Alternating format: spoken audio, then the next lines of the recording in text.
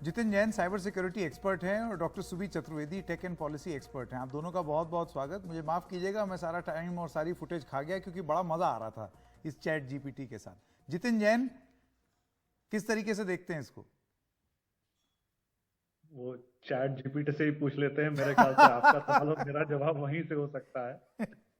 नहीं, देखिए संकेत, जो आपने शुरू के अंदर एक डेमो दिखाया था, उसने जो अपनी लिमिटेशंस बताई, उसमें जो आखिरी बिंदु है वही सबसे बड़ा चुनौती का विषय है कि आज शायद आर्टिफिशियल इंटेलिजेंस इतना एडवांस हो चुका है कि जैसे आपने कहा कि आप कविता लिख सकता है, ऐसे लिख सकता है, कोई उससे किताबें लिख रहा है, तो कोई उससे वायरस भी बना रहा है, कोई उसके ट्रीटमेंट के लिए भी ओपिनियन ले रहा है।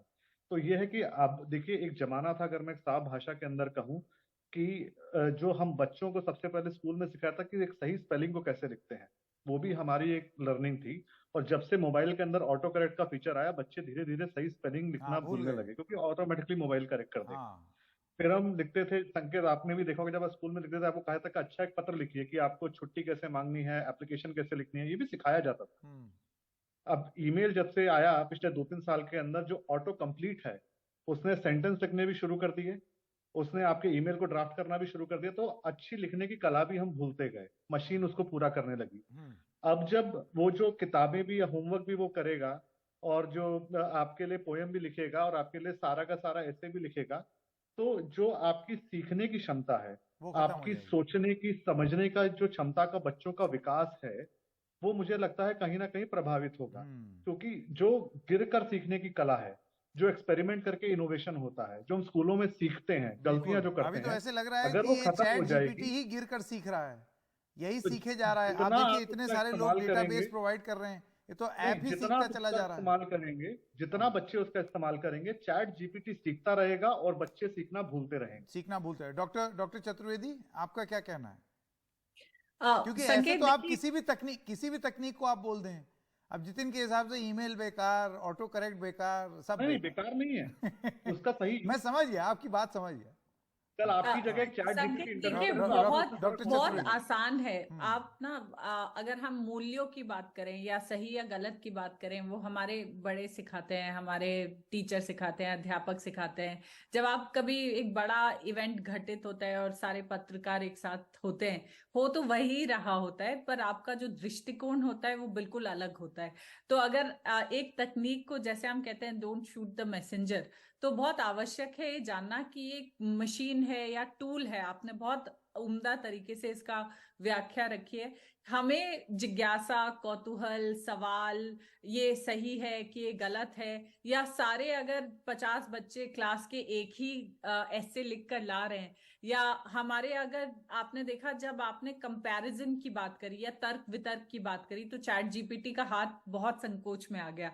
तो हमने जो पर वो तो सुधर दृष्टिकोण, जाएगा ना समय के साथ। अभी 2021 तक नॉलेज है, हो तो सकता है वो। ये ना बात करीब 10 साल से संकेत चल रही है कि आर्टिफिशियल इंटेलिजेंस जो मानव, हमारा जनजीवन है, उसको हर तरीके से इम्पैक्ट करेगा, नौकरियां खत्म हो जाएंगी। उनकी नौकरियां खतरे में रहती हैं हमेशा जो अपस्किलिंग, रीस्किलिंग या अपने आप को आगे नहीं बढ़ा समय के साथ पाते। आगे नहीं बढ़ाते। तो हाँ। जी, तो ये कोविड के बाद भी बहुत सारी नौकरियां गई, क्योंकि काफी रोल्स रिडंडेंट हो गए या खत्म हो गए।